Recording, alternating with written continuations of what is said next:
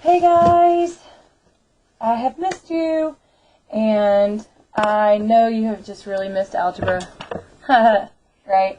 Well, I mean, if you have anything to be excited about, it's new nail polish, right guys? I know y'all get excited about that. No, I'm just kidding.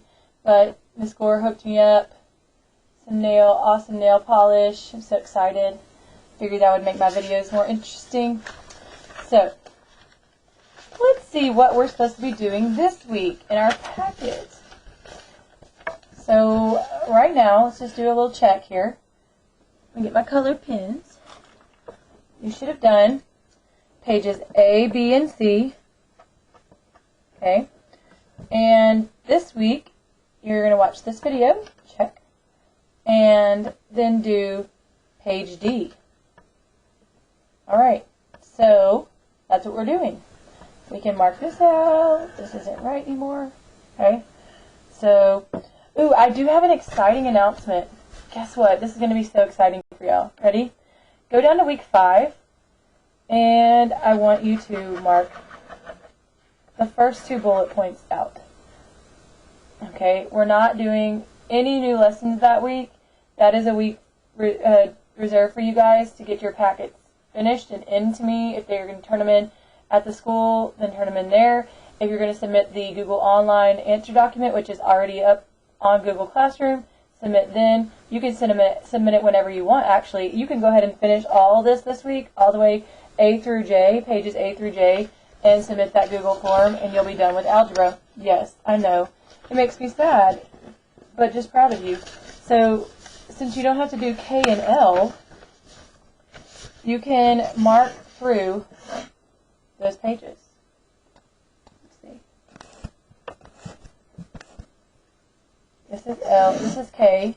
You don't have to do K, and you don't have to do L. Nope. I know that makes you so sad, right?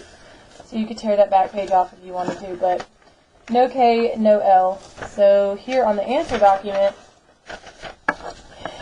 you can also mark through K and L.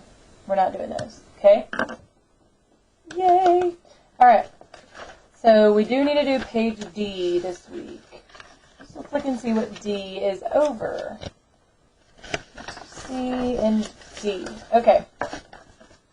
Page D. D is for domain and range. Okay? Remember Dixie-Royd? Dependent. Y'all remember? Anybody? Let's get out our journal. Oh, Dixie-Royd. Just love them. Let's see. Here we are. I was wrong. Don't listen to me. Okay. Oh, man. Okay, we have Dixie stands for domain. And then input, okay, X values, and independent. That's the independent variable, independent axis. And that roid, not steroids, those are not good for you. It's range, output, Y values, and dependent. Alright, a little review there for you. So we're talking about domain and range. So number 1 says, which of the following shows the domain and range for the relation in the graph? So I will tell you right now, one thing I noticed this year with you guys is that this was probably one of the hardest things that you guys had to struggle with, and it's something we kept seeing as the year went on. And you're not going to get away from it in Algebra 2 when you have to take that in the 10th grade. So we need to know that domain is our X values. Range is our Y values. So what we do here, if we look at this line, we can tell right now it's closed, so it's not going to be like all real numbers or infinity to whatever, okay? There are definite points of stopping. It doesn't have an arrow, it stops, okay? So to get our domain, we're going to start with our X values. Our X values go left to right. Our y values go from down to up, okay? So left to right, this line starts at x equals 1. So our domain is 1 is less than or equal to x, and it's equal to because it's filled in circle, and then the other point, that the part where it stops, is at 8. Okay, so that's these are little fancy brackets that they sometimes use. That's our domain. Okay. Our range, color, that's our y values going from down to up. So we're going to start here and go up. This is our first time we come in contact with the y-axis. This is your first dot, and it's at 2. 2 is less than or equal to y, less than or equal to, because it's a closed dot, and up here, this is 6 on the y-axis. So, that's your range. Do you find that answer anywhere? Yes, I do. I'm not going to tell you which one it is, but I want you to circle that. Okay? Alright, let's go to the next problem. Number 2. Let f of x equals 3s, where s represents the speed in miles per hour of a car, and f of s represents the total distance traveled. If the car's maximum speed is 60 miles per hour, what is the reasonable range for the function? Okay, so we're just looking at range here. Range is our x values. Okay? Range is our x values. Okay, so f of s is the same thing as y equals 3s. Okay? 3s. So your y, s is your speed. It tells us our speed is 60. So it's 3 times 60.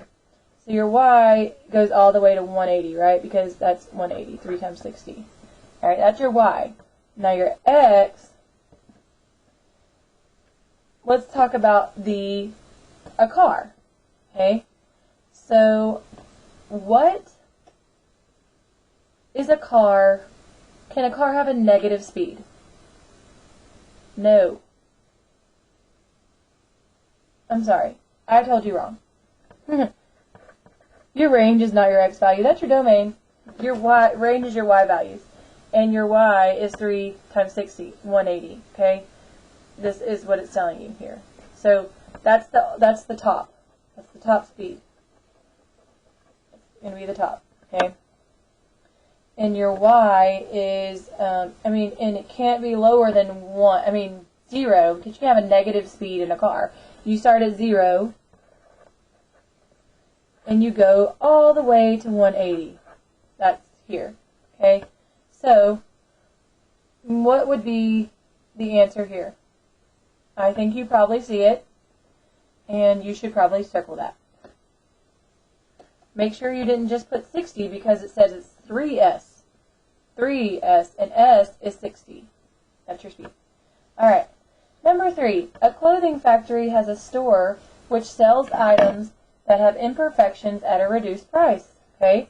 The price of the item is based on the number of imperfections in the item. The price table for t-shirts is shown below.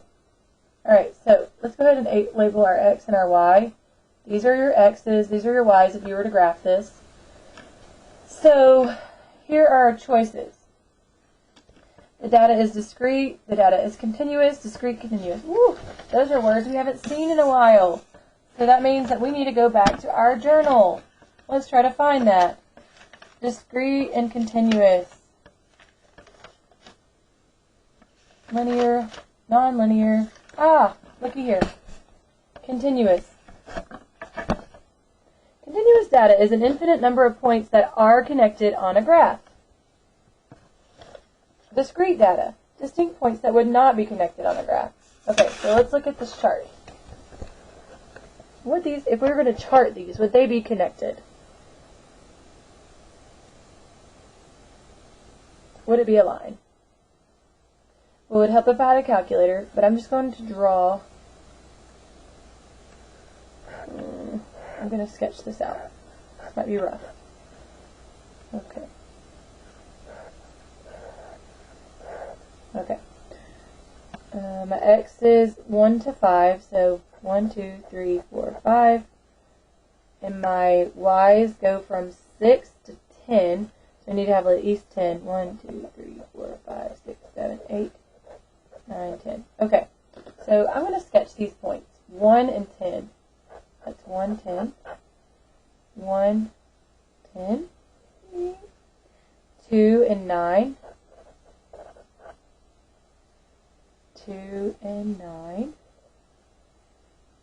3 and 8. 3 and 8. 4 and 7. 4 and 7. 5 and 6.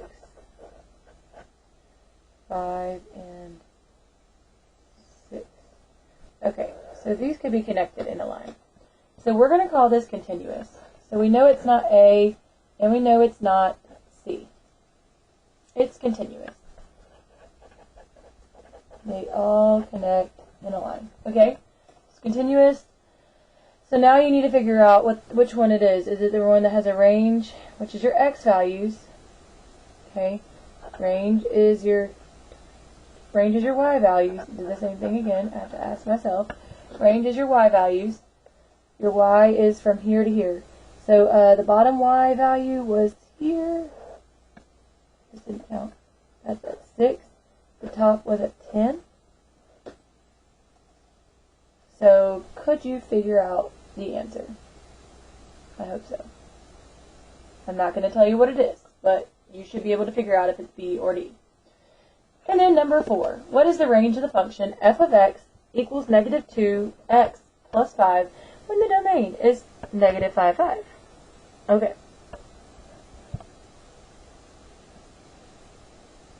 So here's your function, and they're giving us a domain. So they need to know the range. The range is your y values. That's what you're trying to figure out here. And your domain, that's your x values, is this. Ah, okay. So remember, this is not a pair, not coordinate pair,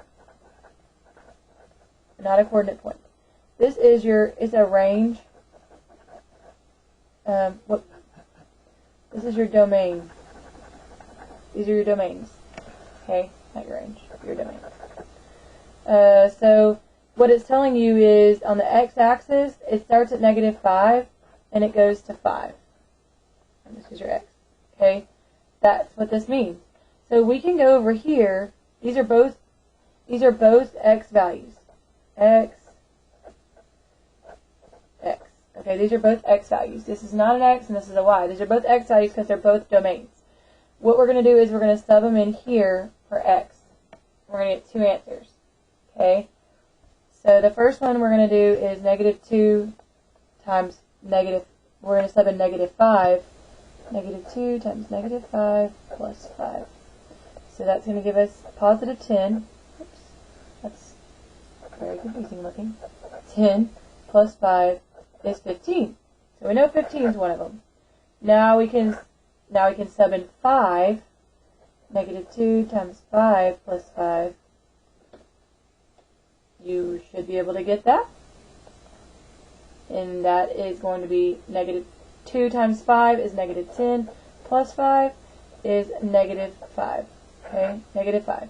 So this is going to be your range right here, these numbers. Do you see that? In any of these choices, A, B, C, or D, you should.